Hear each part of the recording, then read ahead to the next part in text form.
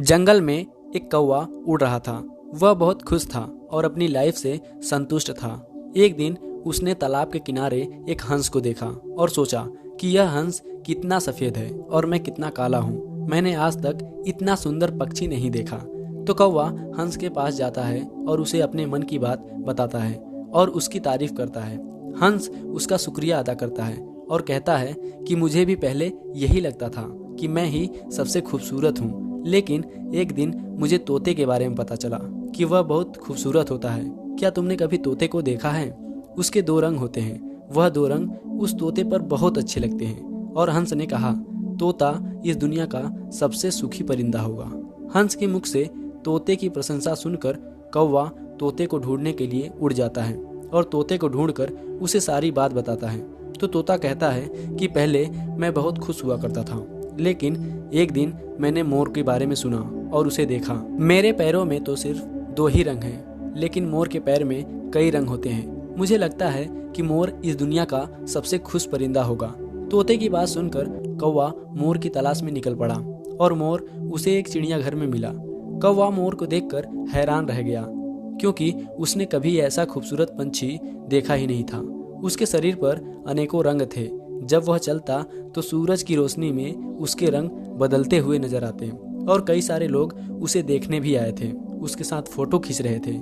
जब वे लोग चले गए तो कौवा मोर के पास जाता है और मोर से कहता है कि आप बहुत सुंदर हैं। हजारों लोग आपको देखने के लिए आते हैं और आपके साथ फोटो भी खिंचवाते हैं। यह कितनी अच्छी बात है, लेकिन लोग जब मुझे देखते हैं तो भगा देते हैं। आप शायद इस दुनिया के सबसे खुश परिंदे हो। कौवे की बात सुनकर मोर ने जवाब दिया कि मैं भी हमेशा यही सोचता हूँ कि शायद मैं दुनिया का सबसे खूबसूरत परिंदा हूँ, लेकिन मेरी खूबसूरती की वजह से मैं इस चिड़ियाघर में फंसा हुआ हूँ। मैंने पूरा चिड़ियाघर देखा और पाया कि आप ही इकलौते ऐसे परिंदे हो जिसे किसी पिंजड़े में नहीं रखा गया है। तो मैं सोचता हूँ कि काश मैं भी एक कौवा होता तो मैं अपनी मर्जी से दुनिया में कहीं भी उड़ पाता जहाँ मेरा दिल चाहता। मोर की यह बात सुनने के बाद कौवे को एहसास हुआ कि उसकी जिंदगी सभी परिंदों से अच्छी है। हालांकि यह सिर्फ परिंदों की कहानी है, कहीं न कहीं हमारी सोच भी ऐसी ही होती है। हम भी ऐसा ही सोचते हैं। जब हम सोशल मीडिया पर या कहीं पर भी किसी व्यक्ति की जिंदगी को देखते हैं तो वह हमें बहुत सुखी और खुश जिंदगी लगता है, जो कि बिल्कुल सच नहीं है। यह सोचने के बाद कि उसकी जिंदगी बहुत अच्छी है, हम बेवकूफ़ों की तरह खुद की जिंदगी को उसकी जिंदगी से कंपेयर करने लगते हैं और सोचते हैं कि काश हमारी लाइफ भी उसी की तरह होती तो हम भी खुश रहते। लेकिन जो कुछ भी हमारे पास है उसकी हमें कदर ही नहीं होती। हमें सिर्फ दूसरों की जिंदगी ही अच्छी लगती है।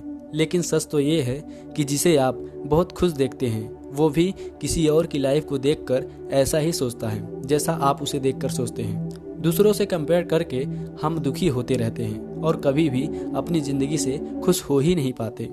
इस दुनिया में कोई ना कोई हमेशा आपसे ज़्यादा ब्यूटीफुल, आपसे ज़्यादा खुश और आपसे ज़्यादा अमीर होगा। कंपैरिजन के इस खेल में दुनिया का कोई भी इंसान नहीं जीत सकता।